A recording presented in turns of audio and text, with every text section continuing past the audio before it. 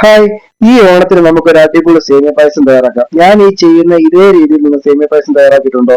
ഇല്ലെങ്കിൽ ഈ റെസിപ്പി ഒന്ന് ഉറപ്പായിട്ടും കണ്ടു നോക്കുക. എന്നിട്ട് ഇതുപോലെ തന്നെ ചെയ്തു നോക്കുക. ഞാൻ ആദ്യം ഒരു പാൻ എടുത്തതിന് ശേഷം ഒരു 4 ടേബിൾ സ്പൂൺ നെയ്യ് ഒഴിച്ച് നമുക്ക് ആ സേമിയയുടെ സേമിയ ആദ്യം ഒന്ന് മീഡിയം ലെവലിൽ ഒന്ന് ഗോൾഡൻ പരുവാകുന്ന ഒരു മീഡിയം ലെവലിൽ ഒന്ന് ഫ്രൈ ചെയ്തെടുക്കുന്നുണ്ട്. ഒത്തിരി ബ്രൗൺ പരുവത്തിൽ ഉണ്ടാക്കുന്നില്ല, ഒരു ഗോൾഡൻ പരുവത്തിലേക്ക് മാത്രമേ ഇത് ഫ്രൈ ചെയ്തെടുക്കുന്നുള്ളൂ.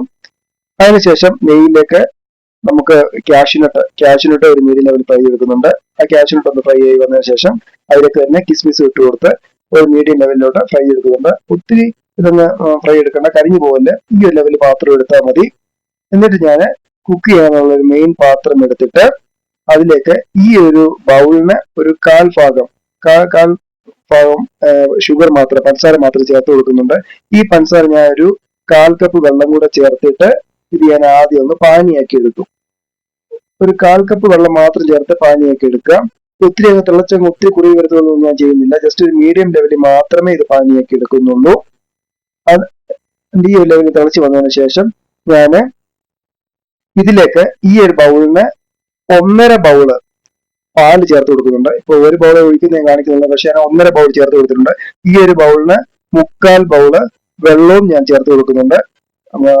എന്നിട്ട് ഇതൊന്ന് ഇളക്കി ഒന്ന് മിക്സ് ആക്കുക. ഈ പാല് നമുക്കൊന്ന് ചെറുതായിട്ട് ചൂടായി വന്നതിന് ശേഷം നമുക്ക് ആ സേമിയ വറുത്തതും കൂടെ ആ ബൗളിലേക്ക്, ഈ പാനിലേക്ക് ഇട്ട് കൊടുക്കുക.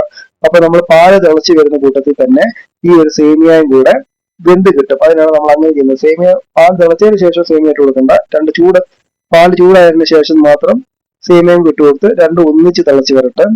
അപ്പം സേമിയ പെട്ടെന്ന് തന്നെ വെന്തും കിട്ടും. അപ്പൊ ഇതുപോലെ ഒന്ന് ഇടയ്ക്കിടയ്ക്ക് ഒന്ന് ഇളക്കി കൊടുക്കുകയും ചെയ്യുക. ഒന്ന് അടച്ചു വെച്ചൊന്ന് ഇളക്കി കൊടുക്കണം. ഇതുപോലെ ഒന്ന് മിക്സ് ആക്കി കൊടുക്കുക. ഈ രീതി തന്നെ ചെയ്ത് നോക്കണം കേട്ടോ. അപ്പം എന്നിട്ട് ഞാൻ ഇതിലേക്ക് കണ്ടൻസ്ഡ് മിൽക്കാണ് 2 ടേബിൾ സ്പൂണ് കണ്ടൻസ്ഡ് മിൽക്ക് കൂടി ചേർത്ത് കൊടുക്കുന്നുണ്ട്. അപ്പൊ കണ്ടൻസ്ഡ് മിൽക്ക് ചേർക്കുമ്പോൾ ഇച്ചിരി നമുക്ക് മധുരം കിട്ടുന്നുണ്ട്. അതുകൊണ്ടാണ് ഞാൻ 1/4 കപ്പ് പഞ്ചസാര അവിടെ ചേർത്ത് കൊടുത്തത്. ഇനി നമുക്ക് ഇച്ചിരി മധുരം ആവശ്യമുള്ളവർക്ക് സ്വല്പം കൂടെ നമുക്ക് ഇതിനകത്ത് പഞ്ചസാര നമുക്ക് ലാസ്റ്റിൽ ഇച്ചിരി ഒന്ന് ഇട്ട് കൊടുത്ത് തിളപ്പിച്ചെടുത്താൽ മതി, കുഴപ്പമില്ല.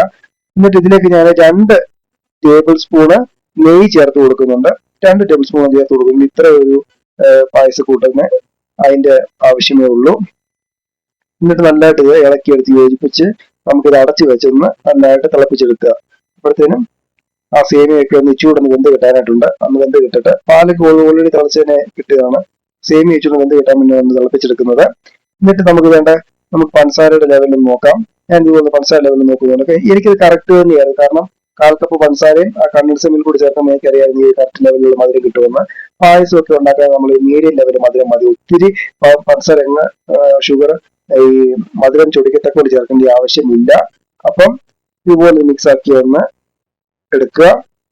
അതിലേക്ക് നമുക്ക് ഒരു നുള്ളി ഉപ്പ് ചേർത്ത് കൊടുക്കണം. ആ ഒരു മധുരം ബാലൻസ് ചെയ്യാൻ വേണ്ടിയാണ് ആ ഒരു നുള്ളി ഉപ്പ് കൂടെ ചേർത്ത് കൊടുത്തത്.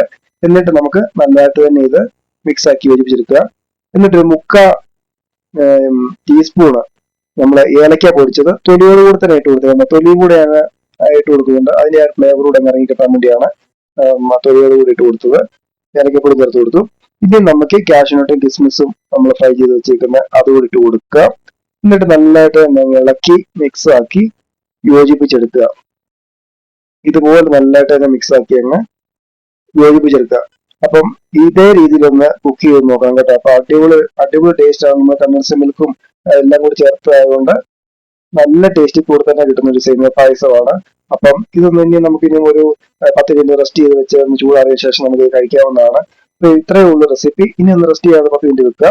അപ്പൊ ഇത് ഈ ഓണത്തിന് ഉറപ്പായിട്ട് നിങ്ങളൊന്ന് കുക്ക് ചെയ്ത് ഇതേ രീതിയിൽ ഒന്ന് ചെയ്ത് നോക്കുക. എല്ലാവർക്കും ഇഷ്ടപ്പെടുന്ന ഒരു സേമിയ പായസത്തിന്റെ റെസിപ്പിയാണ്. അപ്പം ഈ റെസിപ്പി ഇഷ്ടപ്പെട്ടെങ്കിൽ വീഡിയോ ലൈക്ക് ചെയ്യണം, സബ്സ്ക്രൈബ് ചെയ്യണം, ഹൈപ്പ് ചെയ്യണം. അപ്പൊ പുതിയ വീഡിയോ ആയിട്ട് വീണ്ടും വരുന്നതായിരിക്കും. Thank you. ഹാപ്പി ഓണം.